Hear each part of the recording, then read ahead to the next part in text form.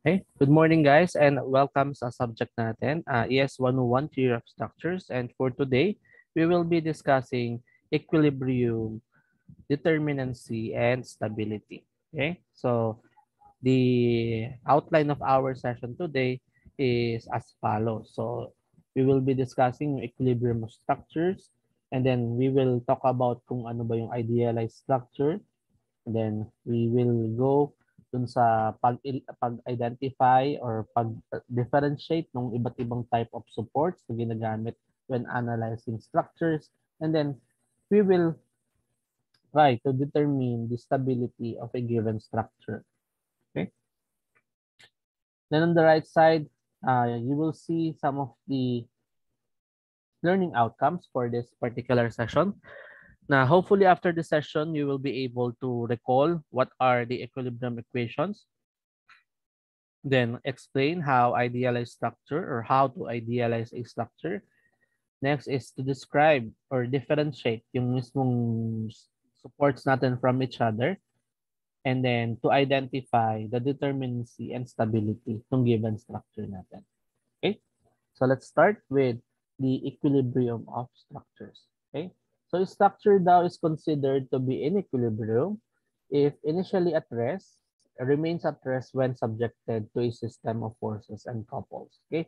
So ang sinasabi niyang forces dito is yung forces na pinag-usapan natin from the previous week. So yung mga applied forces natin like dead load, live load, and yung mga environmental loads natin which are wind loads and earthquake loads. And then also sa mga couples of kung ano natin yung couples dyan, ibig sabihin niya is moment. Okay? So ito, ibig sabihin nito is moment. Okay? Right?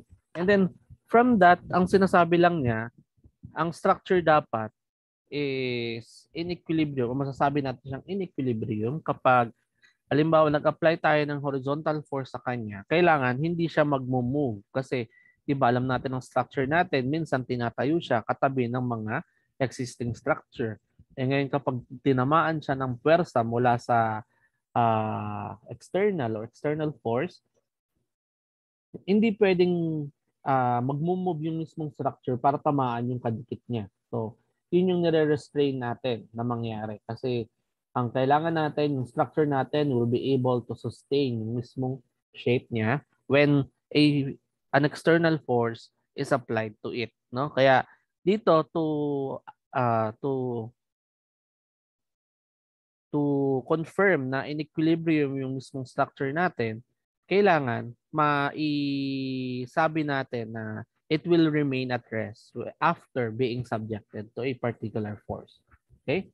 And then we have here a book definition of equilibrium which state na sa equilibrium daw is state in which opposing forces or influences are balanced. So, ibig sabihin, may mga internal forces o si structure mismo is nag-exert siya um, ng reaction dun sa mismong external force na subject sa kanya. So, halimbawa, yung wind load natin, ano?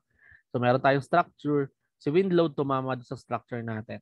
So dapat yung structure natin hindi siya magse-sway, no? Hindi siya back and forth kapag may wind. Kailangan yung structure natin naka ano lang siya, in equilibrium lang siya or at ano lang siya, remains dun sa original position niya. And then ang gumagana sa kanya is yung mga internal forces tinatawag natin. O yung mismong member natin, yung mga column, yung frame natin, yung beams natin, is nag-exert sila ng kanilang puwersa para i-counteract yung external force na nag-a-act sa kanya. Okay?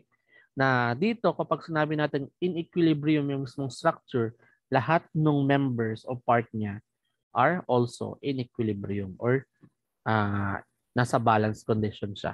Okay? So, dito sa right-hand picture, to emphasize lang yung pagiging balance ng isang structure. No?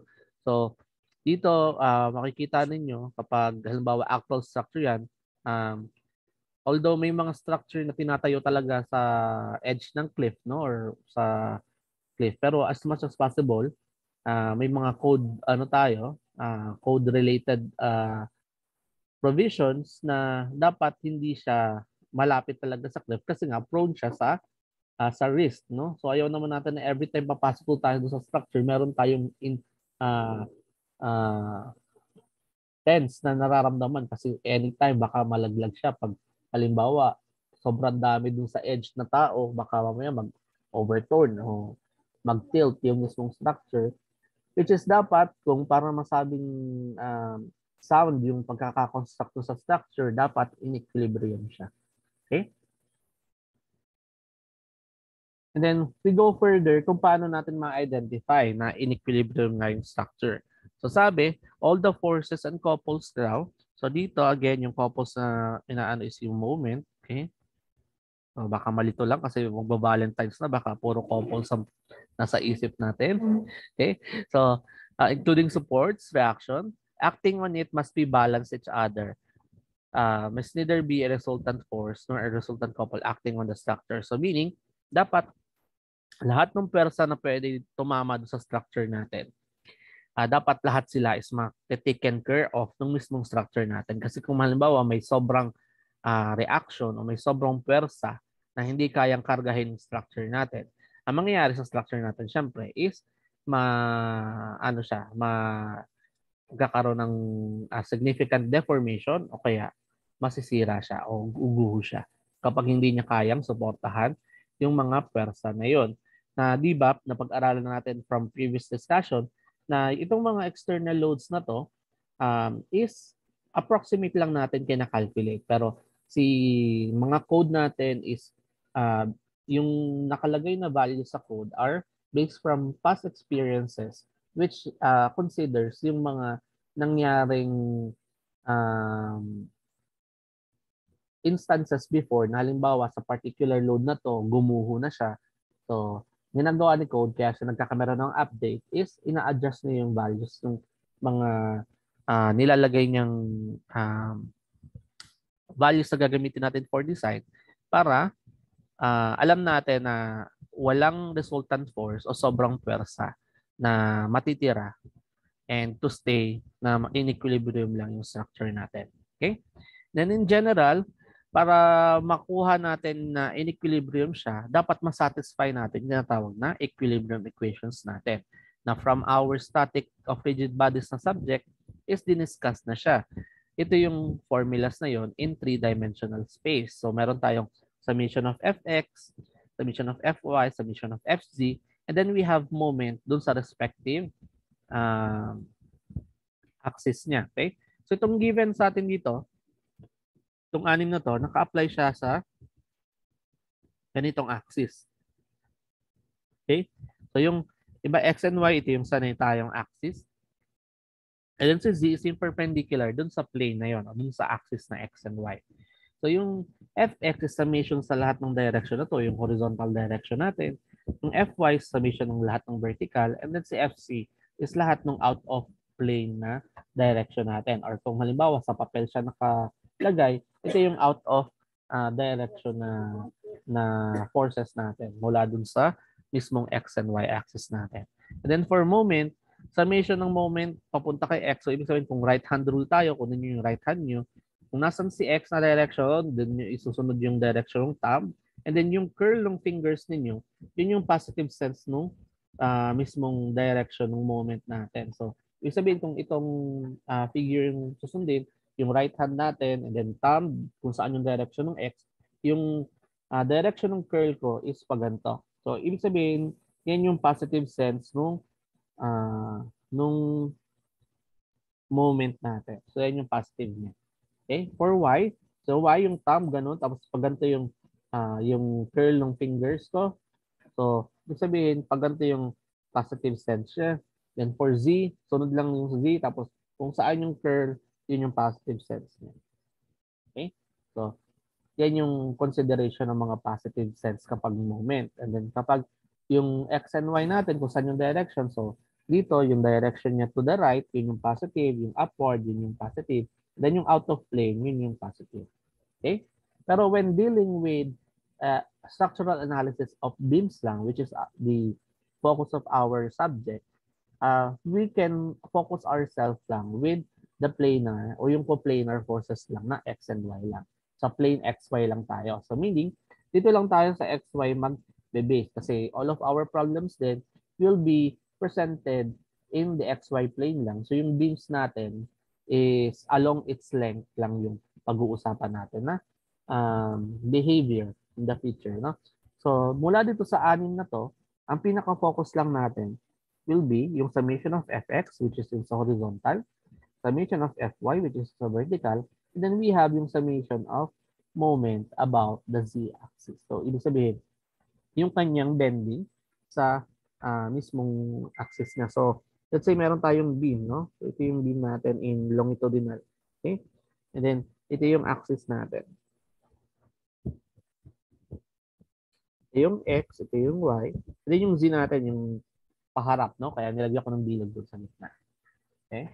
So, ibig sabihin, ang concern natin is yung forces dito sa along horizontal niya, yung forces along vertical, okay? And then yung moment, ikot dun sa harap niya. So, yung bending natin is yung mga pagantong moment lang.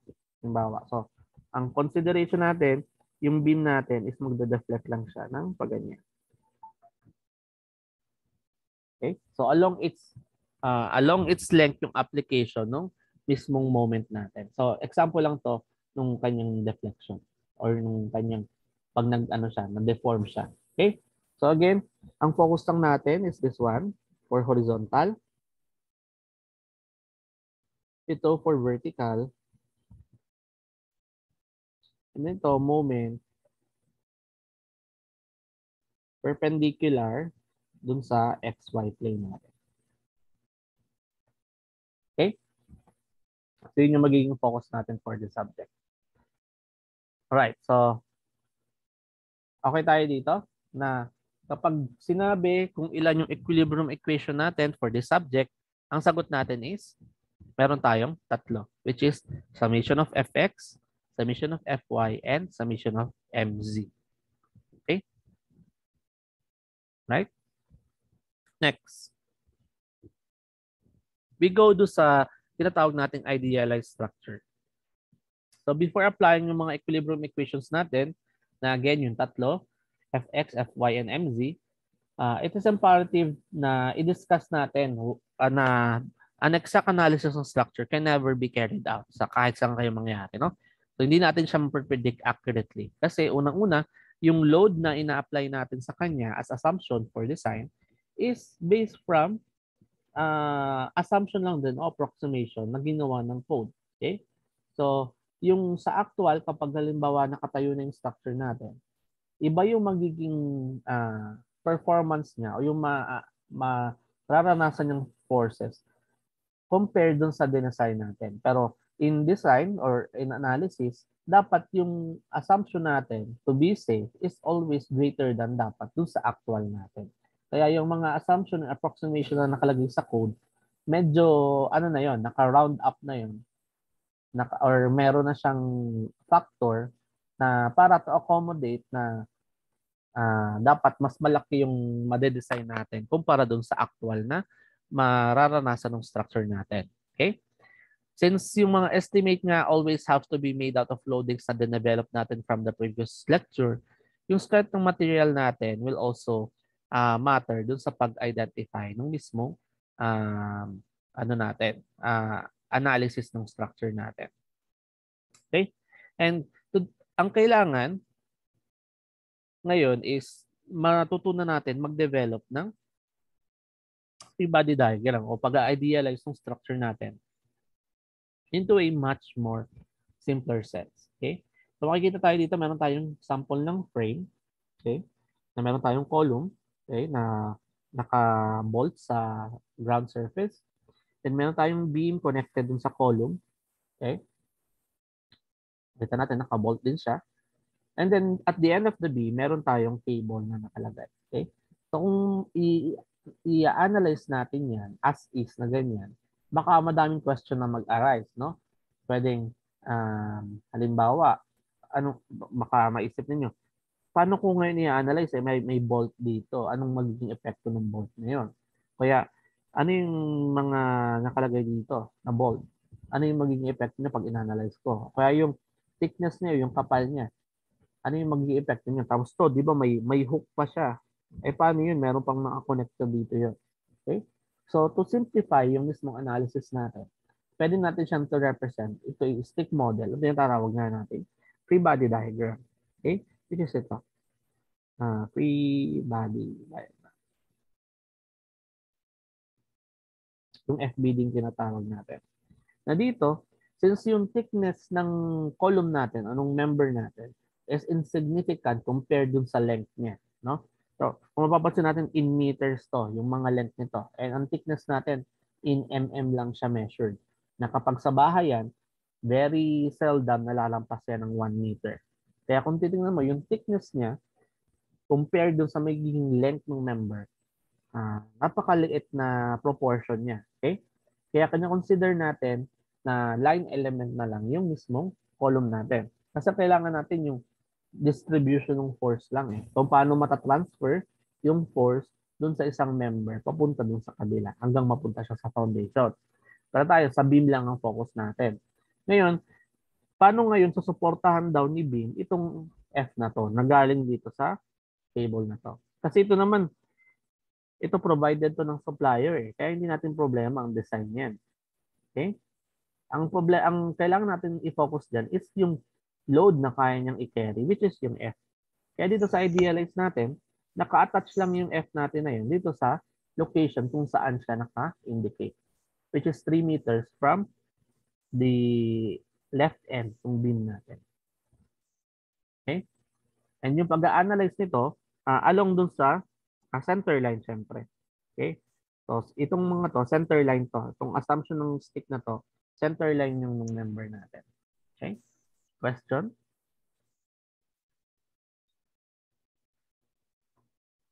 Okay. Ito, may question. Alright? So, ganyan po yung pag-aano natin. So, dapat lagi natin isa-simplify yung mismong mga actual structure natin para mas madali natin siyang isolve. Tsaka, pag nakakita ka ng ganito, medyo nakakatakot na siyang tingnan, no? Pag ganyan. Pero, you have to find the way kung paano siya ma-represent ng mas madali. Okay? Like this one. So, ganun yung pag-idealize ng structure. Okay? Next, we have external and internal forces. So, the structure daw, there are two types ng forces acting on it. So, yung tatawag natin external forces and internal forces. So, external forces, as we have discussed, is from the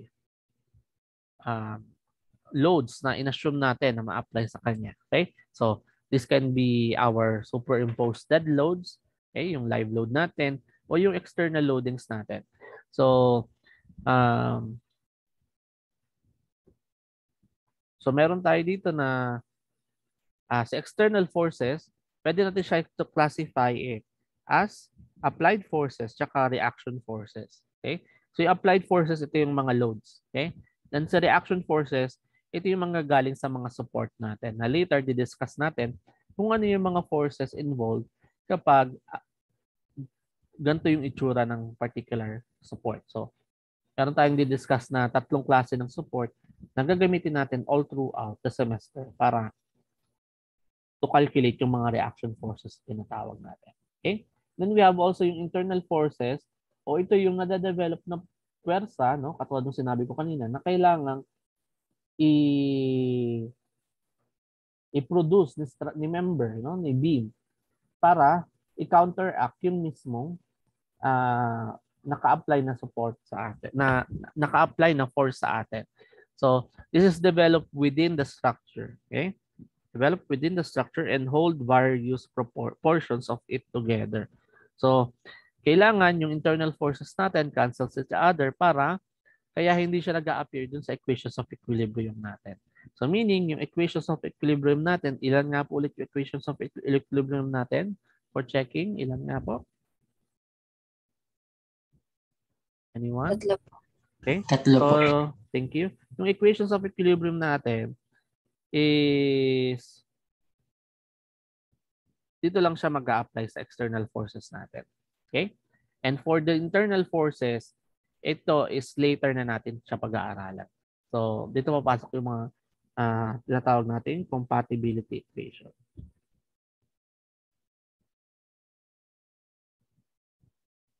Okay? Pero ngayon, yung focus natin is si equilibrium muna. So, sa external forces muna yung concern natin. Right? Next. So, ayan. So, here are examples ng mga support na ginagamit sa plane structures. So, plane structures, ibig sabihin, two-dimensional lang tayo. X and Y lang yung pinag-uusapan natin, ha? So, supports are used to attach structures to the ground or other bodies. Therefore, restricting their movement under the action of applied loads. So, ibig sabihin, si support is nilalagay para i-counteract yung movement ng particular structure or member na gusto nating lagyan ng support. So, sabihin, nire-restrain niya yung movement. Okay? So, here we have three category nung ating support. Okay? So, yung first one, we have yung tinatawag nating roller, rocker, or link. So, ano bang ibig sabihin yan? So, let's first start with a roller. Pero itong tatlong to, all of them, ang number of reaction or number of unknowns na sinusuportahan niya is 1 lang. So, nakalagay naman, 1. Okay? So, we first have yung roller. So, si roller, represented siya by diagram, sa diagram, by a circle lang. Kasi nga roller. So, parang bola siya, no? So, kapag yung member daw natin, pinatong natin sa roller, anong tendency niya? May tendency siyang mag-slide ng horizontally, no? Pwede siyang mag-move horizontally, pero once na nakapatong siya and nakapatong siya sa isang surface, hindi siya pwedeng mag-move up and down. Okay? Restrain siya mag-move vertically, no? So, kaya kung may restraint siya sa vertical movement, ibig sabihin, yun yung kanyang reaction. O doon mag-a-apply yung reaction niya. And sa reaction, lagi siyang kung nasaan yung surface natin. Halimbawa, ito yung surface natin. Lagi yung magiging reaction ng mismong support natin is perpendicular dun sa surface natin o naka 90 degrees, ibig sabihin. So ito yung surface natin. Yung reaction ng roller na yan will be, ayan, which is 90 degrees dun sa mismong assume ng 90 degrees yan. 90 degrees sa surface natin. Okay? Kaya makikita nyo dito, yung R natin is taken as that. So ito yung representation ng R sa free body diagram, ng roller natin. Okay? So dito, papansin niyo, we have an inclined surface. Ito is another itsura ng roller, no? And ito yung surface natin. So kailangan perpendicular dun sa surface natin. So kailangan dito yung R natin. Sorry. Ito yung surface. So yung R natin dapat perpendicular daw. Kaya makita nyo ito is naka-perpendicular sa kanya. Okay? And nakalagay naman yun dito, the reaction force R acts perpendicular to the supporting surface. Okay? Yan. Acts perpendicular to the supporting surface. Okay? And yung direction niya can be assumed as upward or downward or away or towards ng member natin. Depende. Kasi later on, once na nag-compute na tayo ng reaction, ma-identify naman natin yung tamang direction niya. Pero for assumption purposes, you can always assume it towards ng member or pwede din na away from the member. Okay? So, yun yung sa roller. Ngayon sa rocker, so, halos same siya ng condition with roller. Pero kay rocker, parang inaalaw niya yung pag-rotate ng ganyan, ng mismong member natin. So, kung ito yung mismong naka sa roller natin, pwede siyang mag-rock back and forth, no? Kaya nga rocker yung tawag niya. Pero once na lapat siya doon sa surface natin, meron siyang reaction doon or hindi niya inaalaw yung up and down movement ng mismong member natin. So, ibig sabihin, si member natin, although pwede siyang mag-move ng mag-rock backward and forward, hindi siya pwedeng mag-move vertically o mag-adjust vertically kasi nakapatong siya doon sa surface natin. Kaya sa surface natin, meron siyang reaction dito. Okay? The same as yung function ng roller. Okay? Then we have C-link. C-link naman is same yung condition niya kasi meron tayo halimbawa is a cable, no? Na short cable. So, ibig sabihin yung along nung length ng mismong link natin, hindi siya pwede hindi pwede siya pumunta doon sa direction na yun. So, ibig sabihin yung mismo, kung bawa, ito yung link natin, ito yung member ko. Hindi siya pwede dito sa along sa member nito, along sa direction nito. Hindi siya pwedeng pag ganyan. So, pwede lang siya is pa horizontal o pa downward. Pero doon sa direction ng link, hindi siya pwede. Kaya nakalagay dito, si link is dependent dun sa direction niya. So yung reaction niya is along, no? Acts in the direction of the link. Okay? So kung saan yung direction ng link, doon siya nire-restrain.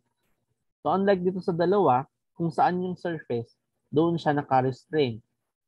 Na perpendicular dapat yung reaction. Dito, kailangan along siya dun sa length ng link. Okay? Na ibig sabihin niya, hindi siya pwedeng mag-move along dun sa direction niya. So kung dito, hindi siya pwede dito sa diagonal na direction. So ibig sabihin, pwede siya mag-move dito, pwede siya mag-move vertically, pero diagonally, hindi siya pwede mag-move. Okay? Yun po yung sa roller. Next, we have yung second category na tatawag natin hinge. Or another term, pin. Yung tawag sa kanya. Okay? Pin or hinge is the same. And then yung symbol niya is either ito or just a triangle. Okay? Ang kaiba ni hinge, dalawang reaction yung nire-restrain niya. So, ibig sabihin, bawal kang mag-move horizontally, bawal ka din mag-move vertically. So, ibig sabihin kung ito yung, dito ko nilagay yung pin. Ayan, nandito yung pin ko. Okay? Then, mag-move tayo. May pin ako, so hindi ako pwede mag-move horizontally. So, wala akong movement dito. Hindi din ako pwede mag-move vertically. So, ibig sabihin, pwede ko lang movement kung ito yung member ko, tapos may pin dito, pwede lang siyang mag-rotate. Hindi siya pwedeng mag-move na gano'n. Hindi siya pwedeng mag-move pataas. So, rotation lang yung pwede niyang movement. Okay? So, nire-restrain siya vertically and horizontally. Okay? So, the reaction force may act in any direction.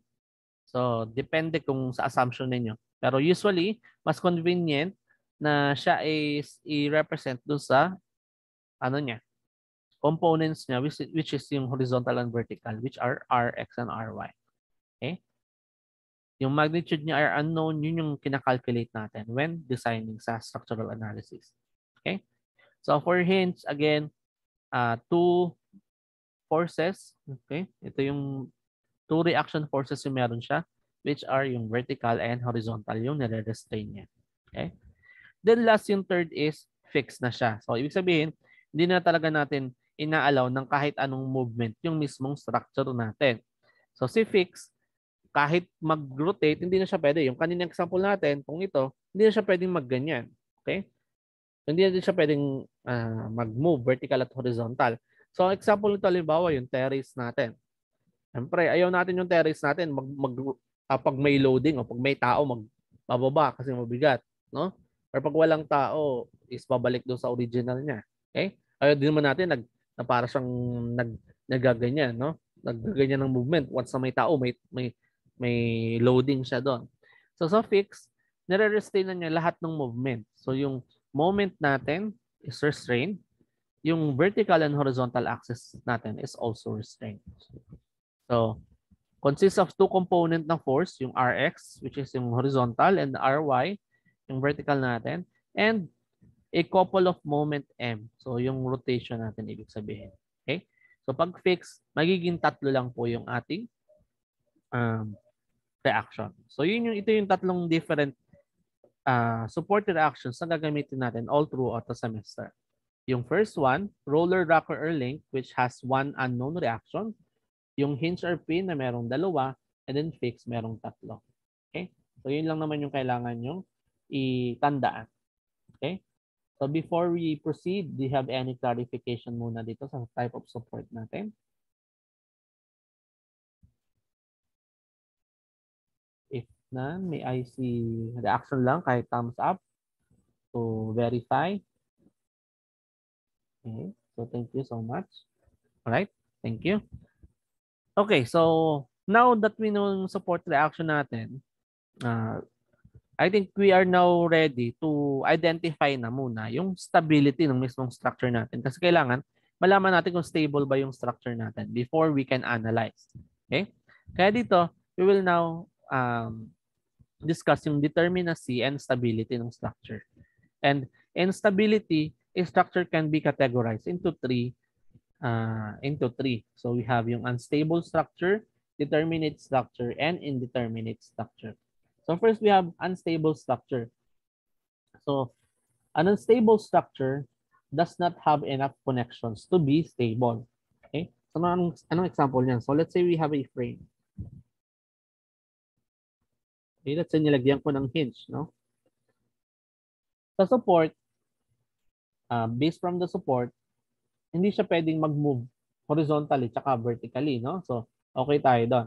Pero paano pag meron ng applied force doon na horizontal? Anong mangyayari doon sa mismong figure natin? 'Di ba? Ang mangyayari sa kanya is susundan niya siyempre yung direction ng force. Ganyan yung magiging itsura niya. Pupunta siya doon. Which is hindi pwede nga pag nangyari sa building natin. So, kapag ganyan yung condition ng or behavior ng mismong structure natin, once applied siya ng external force, unstable yung tawag natin sa kanya. Okay? Then sa determinate naman tayo. Determinate, a structure which has enough connection to be stable. So, si determinate, may enough connection naman tayo. Okay? So, yung kanina, ganyan yung structure. Ngayon, lalagyan natin ngayon ng diagonal na member. Okay? So, para pag halimbawa, meron man siya ng horizontal load doon, meron ng load o meron ng member na tutulong, no? Na mag-resist ng mismong movement natin. So, ibig sabihin, nagiging stable na yung structure natin kahit may loadings tayo. Okay? So, paano papasok ngayon sa indeterminate? So, structure which has more than enough connection to be stable. So, halimbawa yung frame na ginawa natin, so, copying lang ulit yung example natin. So, we have here this frame. And then, mula dyan, nilagyan pa natin isang member pa. Okay? Kasi medyo gusto natin i-assess na para mas matibay, no? And then, meron tayong force dito. Okay? So, kanina, na-prove natin na stable na yung pangalawa. Dito, syempre, magiging stable na siya.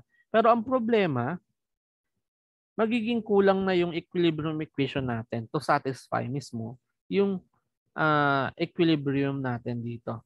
Kasi nga, nagdagdag pa tayo ng member and kapag nagsobra yung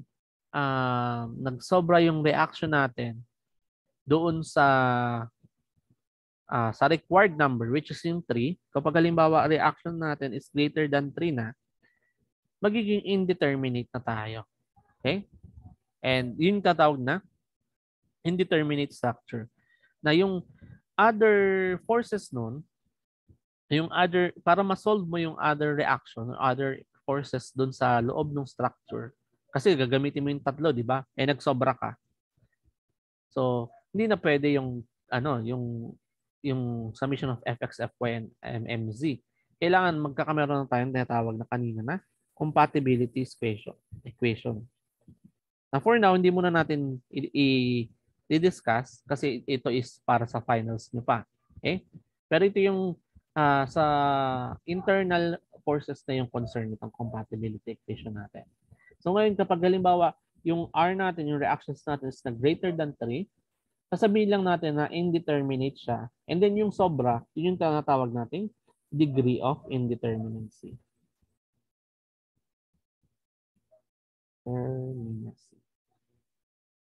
Okay? So ito yung sobra, no, na doon sa reaction. So halimbawa, ang example natin, ang nabilang natin ng reaction is 5. Okay? Pero yung equation natin is 3 lang. So 5 minus 3, ito yung magiging degree natin. So i.e. yung kanyang symbol. So i.e. natin will be equals to 5 minus 3 equals to 2. So, ibig sabihin, yung degree natin is 2 degrees. Indeterminate yung structure natin sa second degree. Ibig sabihin. Okay? So, kapag indeterminate, kailangan i-classify on what degree. Gaano kadami yung sobrang reaction na kailangan natin i-solve pa. Okay? Right. So, itong pag-determine kung unstable, determinate, and indeterminate siya, minsan hindi naman so madali na sa diagram ka lang magbabase kasi yung level ng pag-analyze o pag-observe ng structure is medyo subjective siya, no? Depende siya sa perception ng tumitingin. Okay? Kaya meron tayong mga equations to use para identify kung unstable, determinate, or indeterminate yung structure natin. And to determine stability, the structure must be analyzed into two. Okay? Natatawag na internal stability at external stability. So sa internal stability, yung ini-evaluate natin yung part ng structure if it can move relative to the others. And then external stability, evaluate natin if the structure has enough reactions to prevent from moving as a rigid body. Okay? So kasi external nga, di ba natin is applied forces at support reactions yung concern natin, di ba? And then, para makuha natin yung overall stability ng structure natin, we just have to add yung makukuha natin sa external stability or yung alpha E natin, okay? Combined with the internal stability or alpha I natin. Okay? So, discuss muna natin kung paano kinakalculate ngayon si external stability. Okay? So, the external stability or alpha E defined siya as the number of support reaction minus 3. So, ibig sabihin, if given a particular beam, bilangin mo lang daw yung support reaction, tapos i-minus mo ng 3.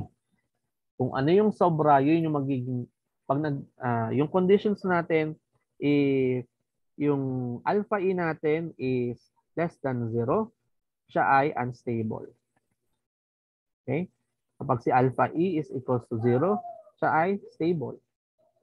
And then kapag si alpha E is greater than 0, siya ay indeterminate. Okay? Stable or determinate. So, nagkakapalit minsan ng terminal, pero same lang yung kanilang inaanong meaning, no? Stable or determinate. And then indeterminate siya pag greater than 0. And then dapat sabihin natin kung ilan yung exceed na reaction para yun yung degree of indeterminacy niya. Okay? So let's have here two example. We have here a beam. Okay? So kung hindi pa masyado sa symbol, this is a hinge and this is a roller. So for a hinge, ilan nga po yung reaction natin sa hinge? We have how many reaction kapag hinge yung pinag-uusapan natin? We have? Dalawa po. Okay, we have 2 reactions. So doesn't matter yung direction. Assumption lang yan. Then for roller, we have 1. Okay? So pag pinapa-identify yung external stability natin, we have R minus 3. Eh dito, ang R natin is equals to 2 plus 1. Kasi 2 sa hinge plus 1 sa roller, we have R is equals to 3. Or equals sa 3 minus 3. Then, yung external stability natin will be equals to 0. Therefore, siya ay externally determinate. Okay? Or stable. Okay? Kasi base dito. Pag-equals na siya 0, so stable siya or determinate. Okay? Next, second example. We have here a fixed beam with a roller, no? 2 rollers. So, sa fixed beam, ilan po yung reaction natin? We have? 3 po. Okay, we have 3. Okay? And for roller, we have 1 for each. Okay? So, pag pinahanap yung total R natin, we have 3 plus 1 plus 1 or total niya 5. So, yung external stability natin will be equals to R minus 3. So, 5 minus 3 o yung ano natin will be equals to 2. So, greater than 2 siya. Therefore, siya ay structurally indeterminate. Tapos ano yung degree niya? To the second degree. Okay? Kasi sobra siya ng dalawang reaction.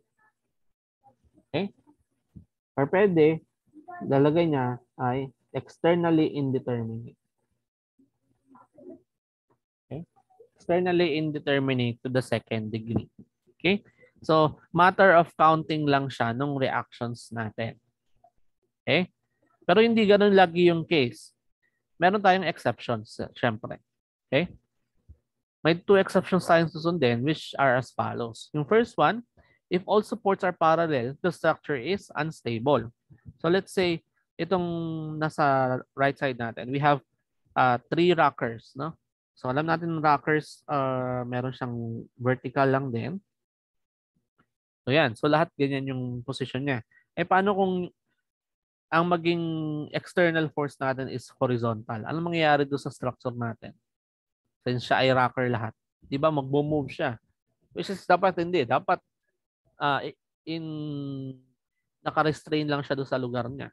So, ibig sabihin kung walang magre-resist nung external force natin mula doon sa reactions natin, doon sa support reactions natin, magiging unstable siya kasi it will be out of place o magmo-move siya out of place. Kaya, if supports are parallel, the structure is unstable. Okay? Next is if all the support reactions intersect at the same point. So let's say here. Yeah. So dito, kita mo, di ba, roller lahat yan. So we have roller, no? And kapag in-extend natin, yung line ng application ng load, they meet at this common point. Okay? Anong problema niya? Problema yan kapag halimbawa may loading tayo. Bawa ito yung load natin, no? Ang distance na from the center, sabihin natin x. Okay? Halimbawa, di ba tatlo yung summation of forces natin? Meron tayong x, y, fx, fy, tsaka mz. Paano pang nag-summation tayo ng moment about dito sa point na to? Okay? E di ba sabi, dapat ang summation of moment natin is dapat equal siya sa 0. Itong mga to, this will be 0 kasi along siya dun sa line niya, so hindi siya magpuproduce ng moment. Along siya dun sa line niya kasi dapat perpendicular dun sa distance mo. Okay? Dito mangyayari, magkaka-moment ka na P. Yung P mo magro-rotate dito, papunta dito. So magkakameron ka ng rotation na gano'n. Okay? So, ibig sabihin, yung rotation about Z natin, o about yung sa point na yun, is equals to P times X, which is not equals to 0. Therefore, yung mismong structure natin will have a rigid body movement. So, ibig sabihin, magmo-move yung structure natin kung ganun yung rotation natin, pag ganyan. So, pwede siyang mag-adjust. Ito, at tataas to. So, magkakameron siya ng movement. Sabihin natin mag-move siya ng pag ganyan dahil dun sa rotation na yun. Okay? So, unstable yung structure natin. Hindi pwedeng ganun yung structure natin. So, depende dun sa conditions na to, yung pag-identify ng external stability natin. Pero minsan nga, hindi readily na observe tong ganito na conditions. Okay? Kaya ang pwede natin pagganuhan ng yung instability niya is itong pag nag-less than 0 na yung mismong value natin dito. Okay? Pero dito kasi sa case na to, no, pag chinek natin, yung R natin dito is equals to 3. So pag kinalculate natin, R minus 3, so 3 minus 3 is equals to 0. Pag hindi natin observe na parallel pala siya, or inisip, logically, sasabihin natin agad na siya ay statically determinate or stable, which is hindi siya stable kapag nagkameron tayo ng horizontal force. Same with dito, meron tayong R na is equals to 3. So yung external stability natin will be 3 minus 3 din is equals to 0. Baka sabihin natin, stable na din agad siya. Hindi po. I-check din natin yung magiging performance ng structure. Kapag halimbawa, na-subject siya sa ibang condition or kapag falling under siya dito sa dalawang exception natin. Okay? So, ayan po. So, ito yung sa external stability. Question for external stability before we proceed sa internal? Or do you have any clarification?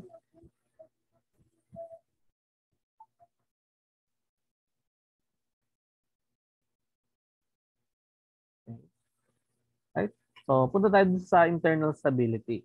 Ngayon, kay internal stability, medyo pagdating sa beams, medyo mahirap siya magkameron ng katulad ng formula lang sa external, no? Ang gawin natin, simplify natin yung internal stability by assuming na yung structure natin looks like a tree. So once we look na para siyang tree, stable siya. So ano bang ibig sabihin ng para siyang tree? So parang may mga sanga lang siya katulad nito. Okay? Wala siyang loop, wala siyang releases, no? Walang no releases, walang loop. Okay? So anong mga itsura ng structure na yun? So ito nga yung isa, okay? So pwedeng ano pa bang ibang itsura niya? Pwedeng halimbawa yung structure natin ganyan ang itsura, okay? Kumaga basta meron lang siyang trunk tapos branches. Ganun lang. Kaya parang looks like a tree. Pero pag halimbawa ganito, katulad ng three examples natin na nakalagay dito, meron tayong closed loop, okay? Meron tayong internal hinges o release, no? May release tayong ganyan. Okay? So, diyan natin bibilangin yung instability natin for internal stability. Okay? So, yun lang yung magiging guide natin. So, for the first image, mukha siyang tree. So, makikita natin wala siyang no releases. Okay? Yung release natin, pwede siyang ma-subdivide into two. Meron tayong internal hinge tsaka internal roller. Okay? For internal hinge, may formula din yan. Ang formula niya is n minus 1. Wherein yung n is yung number of members connected sa kanya. Then the internal roller, 2 times n minus 1 naman siya. Okay? So later, di-discuss ko kung paano inano yan. So dito muna tayo sa first one. Wala tayong release kasi yung tinatawag na internal hinge, ito yun. Ito yung itsura niya. Ganyan. Okay? May release siya. Okay? May butas. May release. And then wala din siyang loop. So wala siya nung katulad nung ganito. So kapag ganyan yung case, walang release, walang loop, yung internal stability natin will be determinate. Or stable tayo. Okay? Pag equal siya sa 0. Okay? Pag equal sa 0. Okay? So no release, no loop, so 0 siya. Okay? Okay. So sa second picture, we have here the same diagram pero kinlose natin ngayon to dito. Ngayon, no release siya. So equal siya sa 0. Pero meron tayong 1 closed loop. Okay? And pag meron tayo ng isang closed loop, kailangan tayo mag-release, dadagdagan tayo ng tatlong equation kasi kailangan natin ng para sa hinge, sa shear, tsaka sa kailangan natin ng shear release, axial release, tsaka ng hinge release niya. Okay? Kailangan natin ng hinge. So, kailangan basta in simpler term, pag may closed loop, magpa-plus 3 ka lagi. Okay? Plus 3 ka lagi ng equation. So, halimbawa, maging dalawa yung loop natin. Ayan. Meron tayong isa, meron tayong dalawa. So, magiging 6 yung additional equation natin kasi nagkameron tayo ng dalawang loop. Okay? So, pag naging ganyan, so 0 plus 3 is 3. So, therefore, indeterminate tayo to the third degree. Okay? Yung internal stability natin. Okay? Next, third picture. Meron tayong release. Meron tayong one release. Okay? So, yung mangyayari, di ba, ito is internal hinge ang tawag dyan. Ito sa internal hinge natin, kailangan ko, bilangin natin yung number of members na connected sa kanya. So ito yung hinge natin. Yung members na connected sa kanya ay 1 at 2. Okay? So 2 members, so magiging 2 minus 1 or 2. Okay? Or is equals to 1. Okay? Pero since release ang tawag sa kanya, meron tayong release, dapat gagawin natin siyang negative 1. Kasi nababawasan yung equation natin, ibig sabihin. Right? And then makita natin meron din siyang closed loop. Okay? So meron din siyang 1 closed loop equal siya sa plus 3. So minus 1 plus 3 is positive 2. So therefore, indeterminate siya sa second degree. Okay? Yan. Last photo. We have here internal hinge lang. May member siya na dalawa. So 2 minus 1 lang ulit siya. So yung 1 release natin galing sa internal hinge. So we have 2 minus 1 or 1. Pero since release yan, gagawin natin negative 1. Okay? And wala tayong loop. So 0. So ito magiging negative 1. So therefore, pag katulad din ng condition natin kanina, pag nag-less than 0, this will be unstable. Pero yung term natin, internally unstable siya kasi internal stability yung sinak natin dyan. Okay?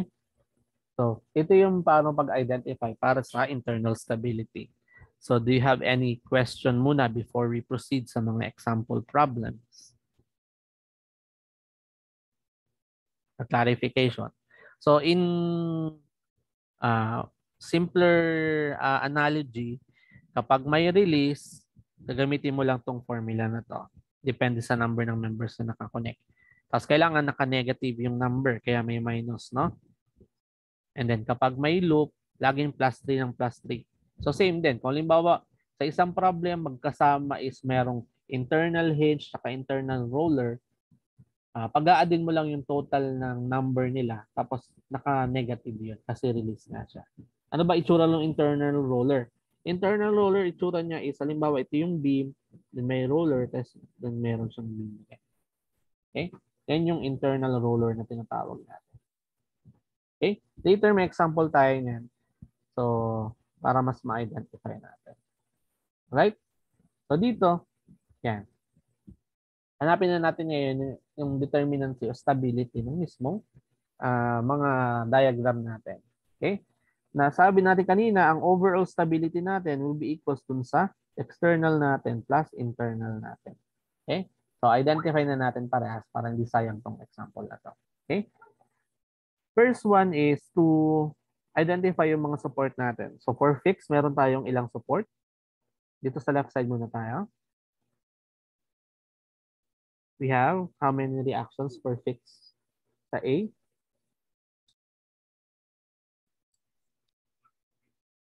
We have dito, ilang reaction tayo? 3 po. Okay, we have 3. So, medyo makulit lang ako sa ganun para alam kung na-internalize, no? Na pumapasok sa atin para kaya pa ulit-ulit. Okay? Nandito, since this is a roller, yan, one reaction lang tayo. Okay? So, kung papansin nyo, kung i-assess natin dun sa exemption para sa external stability, hindi naman parallel yung mga forces natin and wala siyang common point lahat, no? Kumbaga, kung halimbawa dito tayo pumunta sa point C, ang mawawalan lang ng value itong dalawa, ito lang tsaka ito. Pero ito may value, yung moment may value, ito may value. So, hindi natin kumbaga kailangan i-calculate natin yung determinacy natin for external. So, for external determinacy, kailangan natin is R minus 3. Yung R natin is 3 plus 1. So, meron tayong 4. So, we have 4 minus 3. So, therefore, external stability natin is 1. Therefore, externally indeterminate to the first degree tayo. Okay? Kasi greater than 1. Indeterminate tayo. Next, yung ating internal internal stability. So sa internal stability, unad natin yung hinge. Meron tayong internal hinge, no? So may one hinge tayo, one release, equal siya sa number ng members minus 1 or 1. Pero since release siya, negative 1 dapat. Okay? Loop, no loop tayo. So equals to 0. So total number is negative 1. So therefore, siya ay internally unstable. Kasi nag-less than 0. Okay? Pero kunin natin yung total stability. Total is equals to I plus E. So this will be negative 1 plus 1. So overall stability natin will be equals to 0. So therefore, yung structure natin is statically determinate. Or in short, stable siya. Okay? So meaning, kapag si internal stability is nag-unstable, okay lang as long as kaya siyang suportahan ng external stability natin. Na dito, nangyari dito, kinounter ng external stability yung internal stability. Kaya naging statically determinate o 0 yung ano natin, yung overall stability natin. Pero pag dito sa number 1, unstable na agad yung nakuha natin. Ma-overrule na niya, no? Kasi hindi kayang suportahan ni internal stability si external stability. So in short, kapag dito pa lang sa una nag-unstable na siya, ang conclusion mo for the whole structure, yung overall mo, will be unstable na yung structure natin. Okay? So next, try natin itong kasunod na example. We have, ayan, meron tayong fixed beam na may internal roller tapos naka-hinge siya dun sa end or at point C. So dito we have tatlo ulit kasi fixed siya. And we have a hinge. So dalawa. Okay? Yung number ng R natin will be 3 plus 2 is equals to 5. So yung ating external stability will be equals to R minus 3 or 5 minus 3. Therefore, siya ay externally indeterminate. Ilan? To the second degree. Okay? Next, internal hinge. Okay? Internal hinge natin. So ito yung way ng paglalagay ko nito. For clarity lang, no? Pero pwede mo na siyang i-shortcut dito. So yung pag-shortcut nga, halimbawa, ayan, equals. So yung internal stability, meron tayong roller. Tapos wala naman tayong loop. So yung sa roller natin will be 2. Tapos number na nakakonect sa kanya, dalawa. Minus 1 will be negative, will be 2 pa din. Pero since release siya, that will be negative 2. Okay? Therefore, siya ay internally unstable. Okay? And then, yung overall natin will be E plus I. That will be 2 minus 2. So, will be equals to 0. So, therefore, tayo ay statically determinate or stable yung structure natin. Okay? Question po before we proceed.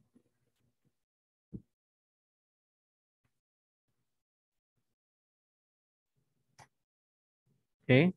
So, malinaw kaya sa lahat? Sure, malinaw sa lahat? Bakit nagiging negative dito sa release? Okay? Although positive yung nakakalculate, gagawin natin negative pag release siya. Okay? Okay? Sige. Next. Ayan. So, iano pa natin yung example. I-apply pa natin sa iba. So, let's say we have this one. So, meron tayong fixed beam na merong hinge. So, gawin natin. Okay? Meron tayong tatlo dito. We have 2. We have 2. Okay? So, again, assumption lang yung mga direction na yan as long as alam nyo yung number. Okay? R natin for this one will be 3 plus 2 plus 2 or 7. Okay? So external determinancy natin will be r minus 3. That will be 7 minus 3. Therefore, yung E natin is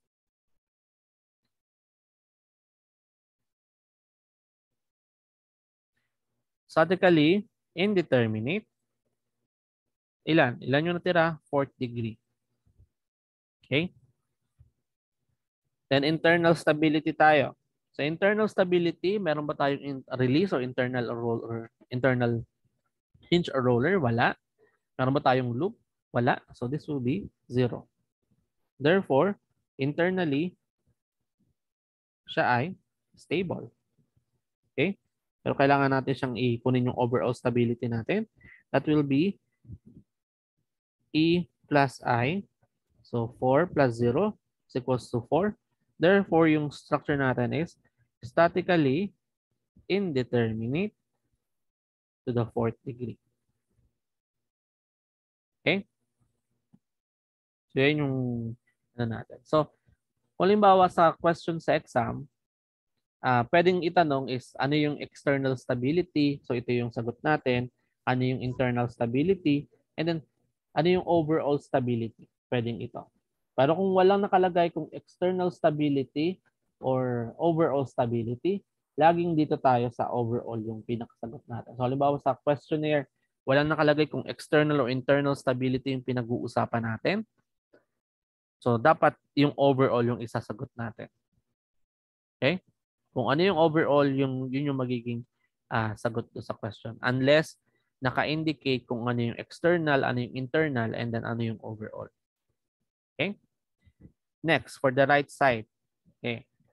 Sige, for practice, ano po yung magiging ano natin dyan? Alpha E natin for the left side, for the right side.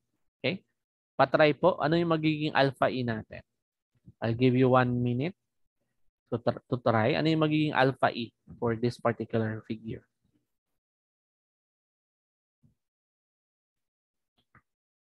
You can type in your answer dun sa chat box, okay? Or your may voice out kung gusto niyo, okay lang. Ano yung alpha E natin for the right side? So again, si alpha is nakabase lang siya sa reaction. So madali siya, no? Madali siyang ma-identify.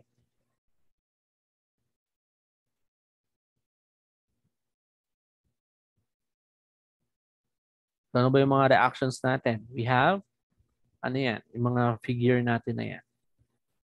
So they're all the same. So ilan ang reaction natin for each one and yung total reaction natin.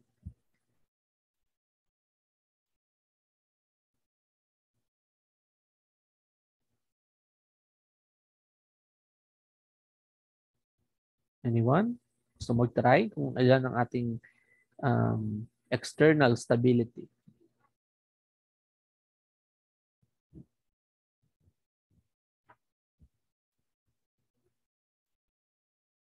Five po ba? 5. Okay. So let's okay? So I think that's correct. 5. Okay? So bakit naging 5? Kasi R minus 3 lang tayo. And ano yung mga reactions natin? We have 2, 4, 6, and 8. Okay? We have total of 8 reactions. So we have 8 minus 3. So that is 5. Or dapat ang tamang term is siya ay statically indeterminate to the 5th degree. Okay? Yun yung external natin. Ngayon sa internal, ano mangyayari sa internal natin? So meron tayong roller, meron tayong hinge, meron tayong loop. Okay? So isa-isa natin. We have internal roller. Okay? So sa internal roller, we have 2 times ko ilan yung member? 2 minus 1. We have 2 or negative 2 kasi release siya. Okay? Then we have internal hinge. Internal hinge natin is equals to n minus 1 kung ilan yung members. We have 3 members na nakakonect sa kanya. Minus 1. So magiging 2 or negative 2 kasi release ulit. Okay? Then we have 1 loop. So meron tayong plus 3. So total lang natin. Negative 2 is negative 4 plus 3, negative 1. So therefore, siya ay internally, ano, -1 is, ano dapat? Unstable. Okay, thank you. Internally unstable. Okay? And then pag kukunin natin yung kanyang overall stability, that will be 5 minus 1 will be 4. Therefore, yung whole structure natin is statically indeterminate to the fourth degree. Okay? So, ganun po yan. Okay, malinaw ba? Pagkuha ng external, internal, and overall stability. Right? So, sana lahat, no? Maintindihan tayo dito. Para, kasi ito yung talagang minsan na kakaligtaan ng student. Okay? Okay? So, more examples siguro. So, for this one, determine whether the structures shown are externally determinate, internally determinate, externally indeterminate, or unstable. If a structure is indeterminate, determine how many degrees of indeterminacy it has. Right? So, ayan. So, let's try this one. So, we have here a hinge, then another hinge. Okay, so,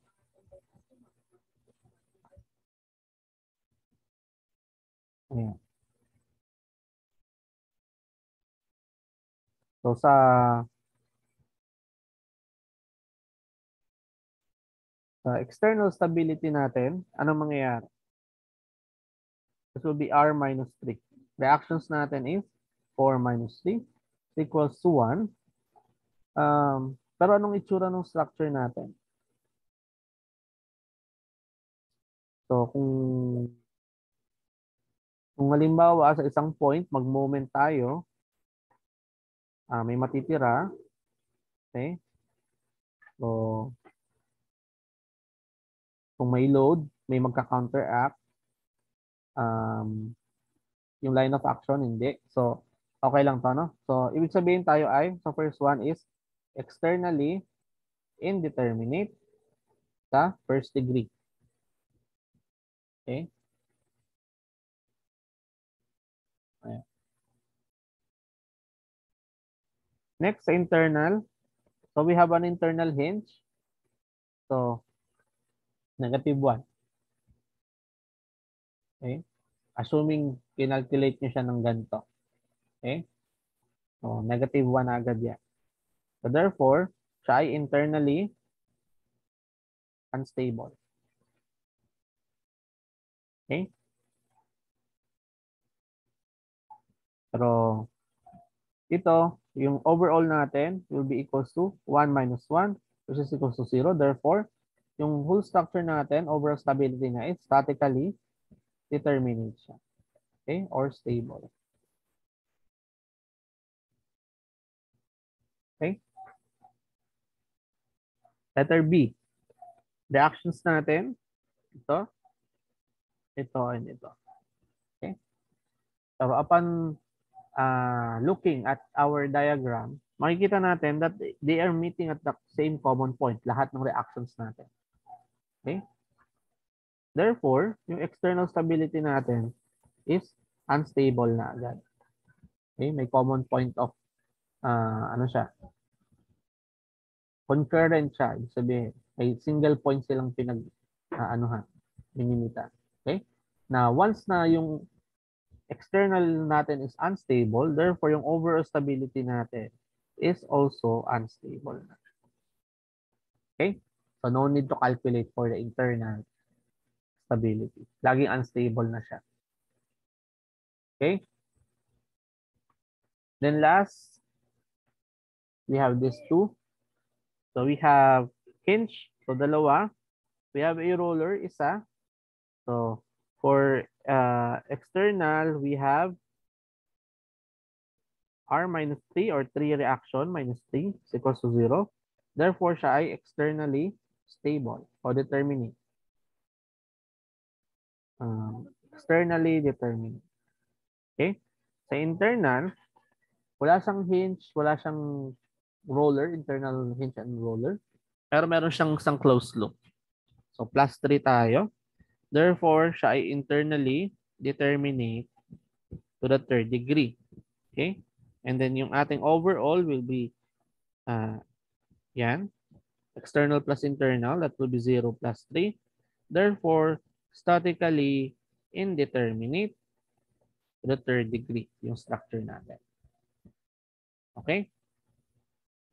Then last, we have a roller, internal roller. So we have 2 here, 1 here, and 2 here. Assuming marunong na tayong mag-identify, no? So we have ilan? 2 plus 1 plus 2 is 5. So yung external stability natin will be equals to R minus 3 or 5 minus 3 equals to 2.